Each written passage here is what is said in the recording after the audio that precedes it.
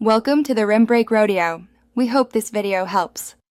In this video, I will show how to replace Tesla Model S windshield wipers. Full guide. Lift the wiper arm away from the glass gently to access the blade connection point. Depress the release tab and slide the old blade off the hook or adapter. Inspect the wiper arm for damage and clean the windshield edge before fitting the new blade. Snap the new assembly into place until it clicks, then lower the arm slowly. Start by raising the wiper arm and supporting it so it does not snap back onto the glass. Find the small release tab near the blade adapter and press it firmly while sliding the blade down the hook or adapter. Wiggle gently if it resists and avoid twisting the arm. Once removed, compare the old blade to the new one to ensure correct length and adapter compatibility before installation.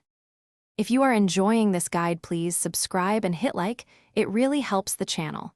Quick recommendation. Life is short for a stinky car. Grab Little Tree's black ice to keep your cabin smelling great.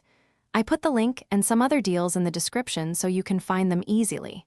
Thanks for the support. Now let's get back to the video.